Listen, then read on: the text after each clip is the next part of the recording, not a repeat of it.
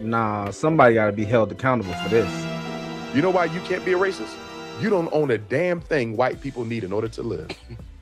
True. White people need you for nothing, but you need them. Mm-hmm. Whose schools our kids go to? Theirs. True. Our money in whose banks?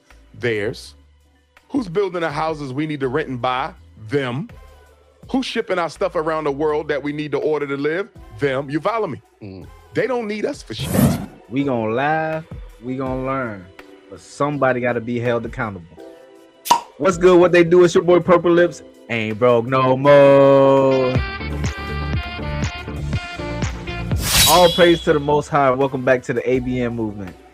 What's good, family? We back with another banger, you know what I'm saying? Dr. Umar explains a hard reality. Black people have reached a point in history where our labor is replaceable, where our money goes funds other communities, and our children are educated by the system that doesn't even reflect us. We work at their institutions, or we bank with their systems, we buy from their markets, we heal from their pharmaceuticals, we wear their brands, yet we own very little, control very little, and inherit very little. You know what I'm saying? Dr. Umar talking the ABN gospel, you know what I'm saying? Minus the race. I'm more about character, not race. So let's try to listen to this message without listening to the race, you know, the race comments and stuff like that. Let's get it. Let's go. To our own.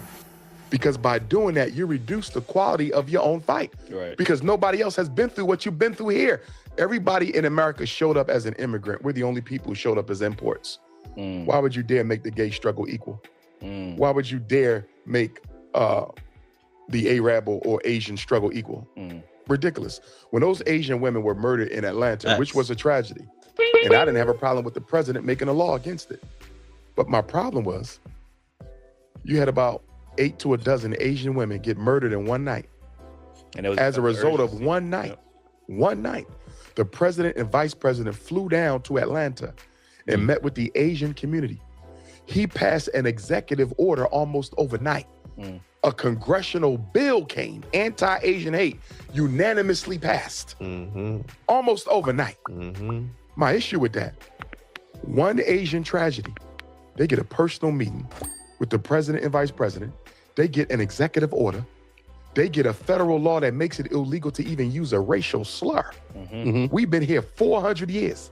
You ain't never flew down and met with us face to face after no tragedy. When that damn devil walked into that supermarket in Buffalo, New York and murdered those Africans, when Dylan Roof walked into that church in Charleston, South Carolina, murdered those Africans, we didn't even get a face-to-face meeting from the president of the United States, who was black at the time, Barack Obama.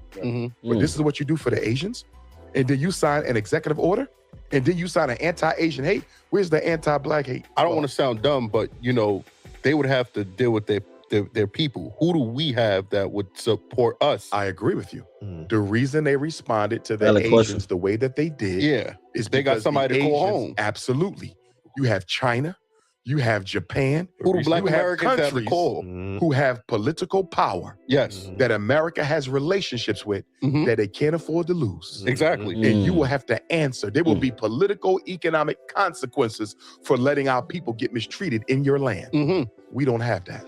And the reason we don't have that is because we have not helped to build a single African state into the power base we need her to be so she can speak out for us. We have you. Nah, we don't have that. I personally don't think we had that because we were sold. We're sold as property. If the system collapsed tomorrow, what do we control? Kuna Matata. Use our money to empower all these nationalities and use almost none of it to empower Africa, the very continent we need to do what you just said. Be strong enough to be a diplomatic voice for American Africa. But this is why I asked you before which one is more important to fix first. Because if we had that power behind us, wouldn't it be easier for us to make moves over here? If we had that power in Africa, absolutely. But we're not building the power though. In other words, we should be in Africa right now. I'm sending you to Ghana. I'm sending you to Nigeria. I'm sending you to Namibia. I'm going to go to Ethiopia. We're going to sit down with the president. Listen, we are a $2 trillion people. We need you to be able to speak up for us. Would it be hard to get dual citizenship? What are the economic slave chains that America has around your economy? What are the economic slave chains America has around your economy? And what could we do with our education and income to weaken those chains so one day they can fall? Africa. Nah, facts. I ain't gonna lie. He speaking some facts right there. You know what I'm saying? And that's like the ABN gospel right there. Because the thing about it is that, you know, we have a lot today. We live in a time where a lot of people complain a lot, but we don't like to take forward action towards anything. I don't know if that's because we had complied back in the day or we seen consequences from back in the day. But either way, there has to be, it has to be a balance between complaining and resolutions. We as people got to hold ourselves accountable in our communities to step up. I would love to do business with us instead of the World Bank or the International Monetary Fund or the French government or the Belgian government or the German government. They would rather do the business with us. But the problem with black folks, we are comfortable and content being American slaves. We're not looking at the global ramifications of our irresponsible behavior. We're not looking at the global needs of our people. We are content with this America the way that it is. We are comfortable being treated like 21st century slaves. Because if we were not, with the resources we waste every day, we would be going crazy. Go down your social media feed. Does it look like Black America's in a crisis? Go down your YouTube. Does it look like Black America's in a crisis? Go through your Twitter. True. Go in. If you did not know how racist. This the ABN movement. If you made it this far, I appreciate y'all. Go ahead and press that like button. And if you like the video, go ahead and join the movement. We post 4 times a week. This your boy Purple Lips. Ain't broke no more. Thank you. This America was. And you went to Black Twitter, Black Instagram, Black TikTok, Black Nothing YouTube. important there. Could you tell? No. Don't it look like we live in the best times of our lives? Because black people are like overgrown children. Slavery arrested our psychopolitical development. Slavery arrested our psychopolitical development. The slave system turned us into eternal children in this country. What do children do? They spend their money on the things that they like. And they beg their parents for the things that they need.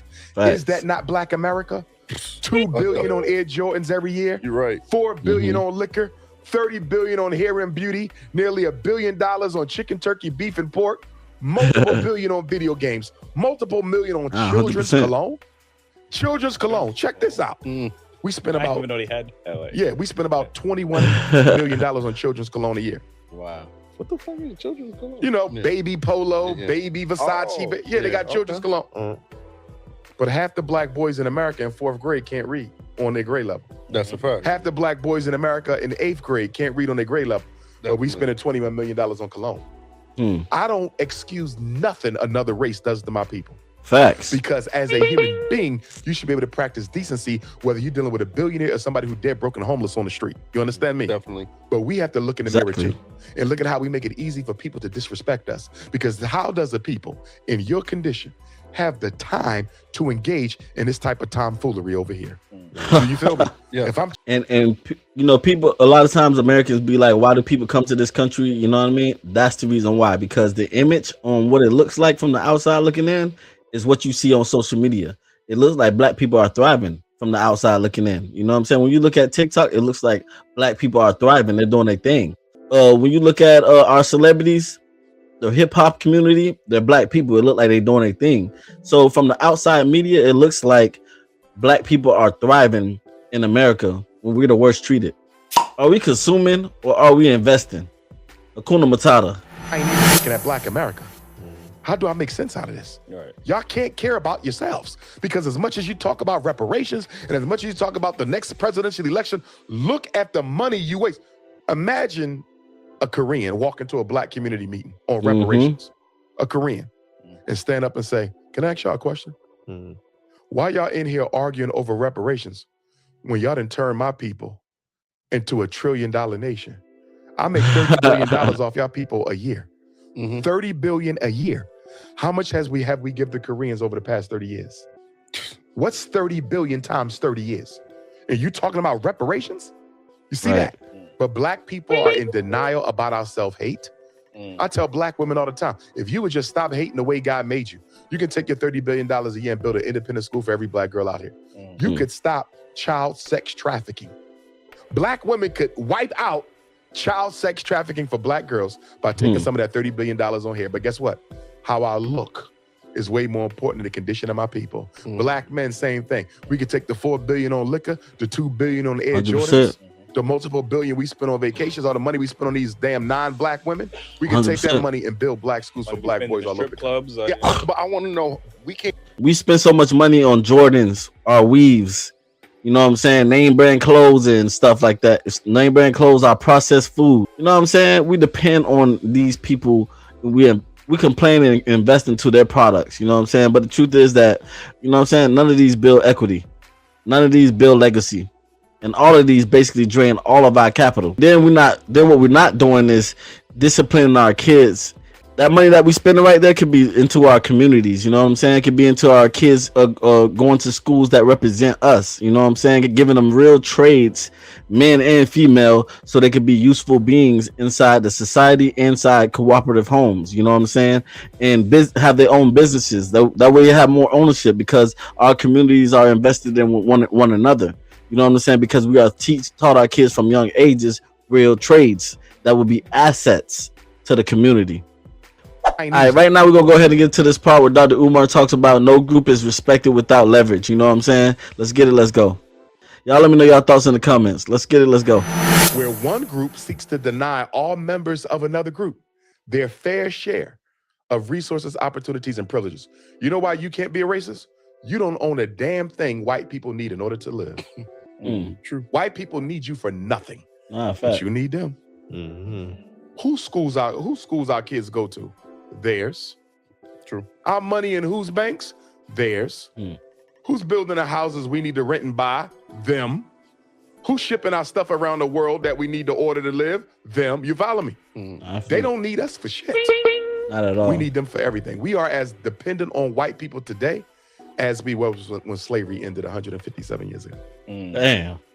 So, in my opinion, that's deep. If you talk to an That's integrationist, crazy.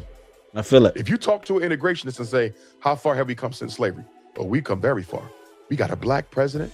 Now we got a black vice president. We got a black Supreme Court justice. We got about 10 black billionaires.